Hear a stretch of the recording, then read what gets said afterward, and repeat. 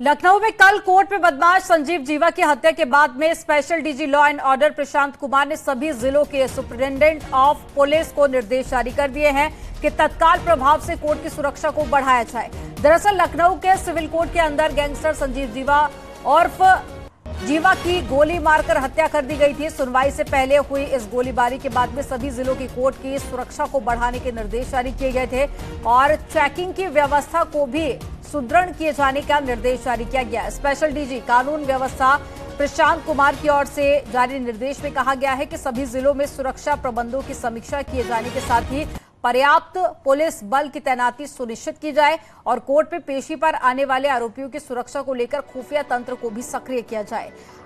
अभी सूचना संकल्प कर आरोपियों की सुरक्षा व्यवस्था सुनिश्चित की जाए। इसके साथ ही हर जिले में सोशल मीडिया सेल को भी पूरी तरह से सक्रिय किए जाने के निर्देश जारी किए गए हैं। तो शहरों में धारा 144 भी लागू की गई है। कोर्ट के बाहर सख्ती और साथ ही चेकिंग के निर्देश जारी किए गए और भारी संख्या में पुलिस बल कोर्ट के बाहर तैनात किया गया है। तो एक बड़ी खबर आपको बता रहे हैं, संजीव जीवा की जिस तरह से कोर्ट के बाहर गोली मारकर हत्या कर दी गई, उसके बाद अब सवाल प्रशासन पर भी है और साथ ही law and order Prashant Kumar ने तमाम निर्देश जारी किए गए हैं, जिसमें उन्होंने कहा कि कोर्ट के बाहर भारी पुलिस फोर्स तैनात रहे और साथ ही कोर्ट के अंदर जाने वालों की भी चेकिंग की जाए।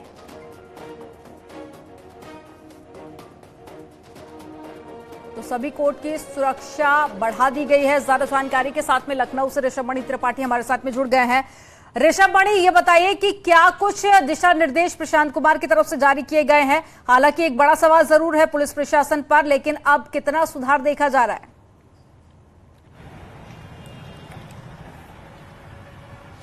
देखिए, आमतौर पर जब इस तरह की कोई घटना हो जाती है तो निर्देश जारी कर दिए जाते हैं और जाहिर सी बात है जब इतने सीनियर लेवल से निर्देश जारी किए जाते हैं तो उसका अनुपालन भी करवाया जाता है। सुबह के 9 बजे, हालांकि कचहरी अभी तक शुरू नहीं हुई है, ना वकील, ना जज, ना कोई वादकारी यहाँ पर मौजूद नहीं है, लेकिन सुरक्षा में आप देख सकते हैं पुलिस और पीएसी के जवान तैनात हैं, हाथ में इंसास राइफल्स लिए हुए बैठे हुए हैं।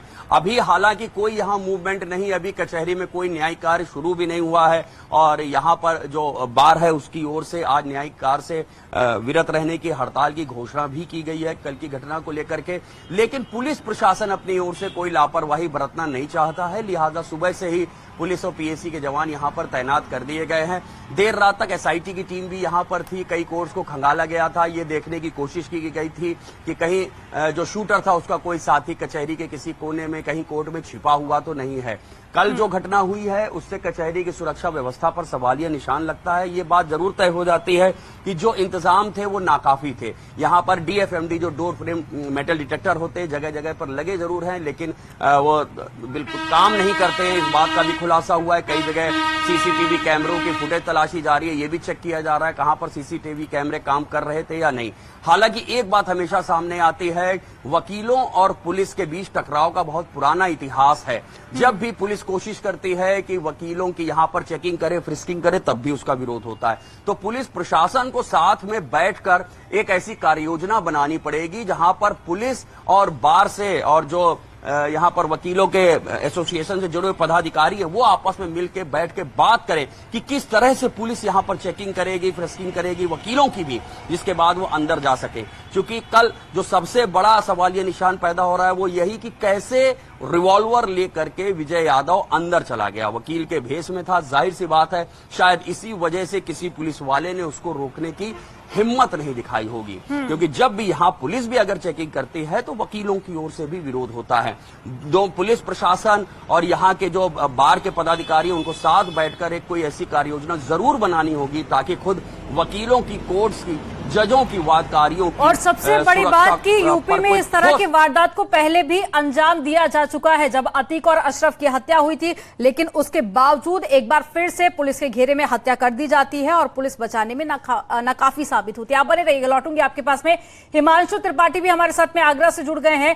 हिमांशु, एक बड़ी लापरवाही पुलिस प्रशासन की, लेकिन पूरे मामले को लेकर क्या अपडेट आपके पास?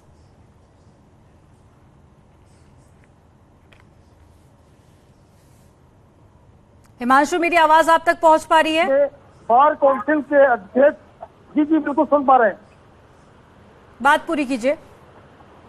जी जी, जिस तरह से लखनऊ में हत्या हुई है, ठीक उसी तरह से आगरा में बार काउंसिल की अध्यक्ष दरवेश यादव थी, तो 2019 में उनकी गोली मार करके हत्या इसी कोर्ट परिसर में की गई थी। और आप देख सकते हैं जो लखनऊ से दिशा निर्देश मिले हैं, उसके बाद आगरा के मुख्य गेट पर जो है पुलिस बल तैनात है, इंस्पेक्टर भी खुद मौजूद है यहाँ। और देखिए आप इस तरह से तलाशी भी हो रही है बाइक वालों की, क्योंकि मॉर्निंग कोर्ट है, मई जून का महीना है, तो एक वकील जो है वो सुबह 7 बजे अंदर प्रवेश कर गए थे। अब ज्यादातर वापसी आ रहे हैं। दिक्कत ये आती है कि अधिवक्ता जब जाते आप देखिए अधिवक्ता के साथ जा रहे हैं तो इनकी कोई सेटिंग नहीं होती, कोई ना ही कोई इनसे पूछता है। कारण साफ है कि वही जो ऋषभ बता रहे थे कि टकराव हो जाता है, लेकिन कुछ न कुछ व्यवस्था की बनानी पड़ेगी, तलाशी ना भी हो लेकिन आई कार्ड जरूर देखा जाए। लेकिन यहाँ आगरा में स्थिति ये है, आई कार्ड भी नहीं देखा जाता है। और जो भी कादिया हम अधिवक्ता हिमांशु ये बताइए, तो सीधे अंदर अभी आप कोर्ट परिसर के बाहर इस वक्त मौजूद है, अभी किस तरह की चेकिंग आप देख पा रहे हैं?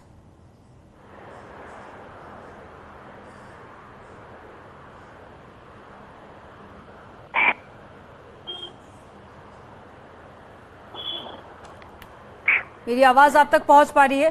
जी जी ठीक है, लौटूंगी मैं आपके पास में। अमित राणा का रुख कर लेते हैं। अमित, अब देखिए सवाल कई सारे हैं, अब जवाब भी तलाशने में पुलिस जुटी हुई है, लेकिन अब इस पूरी घटना से कितना सबक लेती हुई पुलिस प्रशासन देखी जा रही है? आप जहां पर मौजूद है वहां पर क्या कुछ इंतजाम प्रशासन की तरफ से आप देख पा रहे हैं?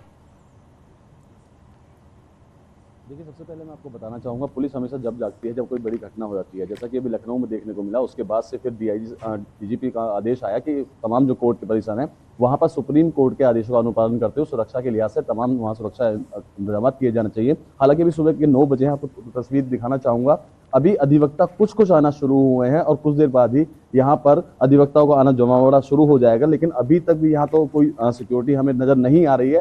हालांकि अभी 9 ही बजे हैं, तो ऐसे में हो सकता है कि 10 बजे जब पूर्णतः यहाँ पर अधिवक्ताओं का आना शुरू होगा, जो पैरोकार हैं उनका आना शुरू होगा, उस दौरान सिक्योरिटी बढ़ा दी जाए। लेकिन अभी तक यहाँ कोई ऐसी सिक्योरिटी देखने को नहीं मिल रही है। कुछ लोग हैं, अधिवक्ता हैं जो यहाँ काम कर रहे हैं, उनसे जानेंगे और बात करेंगे कि आखिरकार किस लिहाज से यहाँ सुरक्षा को देखते हैं वो लोग।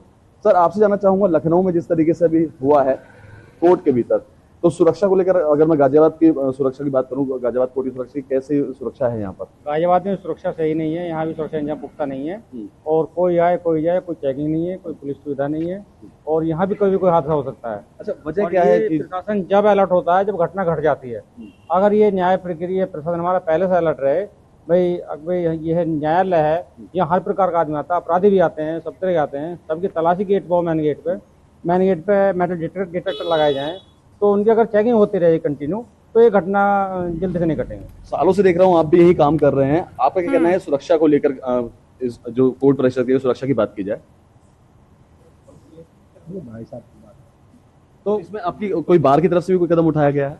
बार की तरफ से अभी कदम नहीं उठाएंगे, लेकिन हम लोग मीटिंग करने जा रहे हैं, मैं भी कार्यकारिणी में हूँ, और इसकी एक जल्दी मीटिंग करेंगे और जो भी सुरक्षा का इंतजाम जाया जाए तो पुख्ता किया जाए। अच्छा, देखिए, कई बार ऐसा देखने को मिला है कि अधिवक्ता और पुलिस के बीच तनातनी हो जाती है, तो ऐसे में अधिवक्ताओं को जांच करने के लिए, रोकने के लिए पुलिस अपने आप को ऐसा महसूस करती है, तो उसके लिए कोई आई कार्ड वगैरह भी आप कराएंगे ताकि ईजी हो जाए?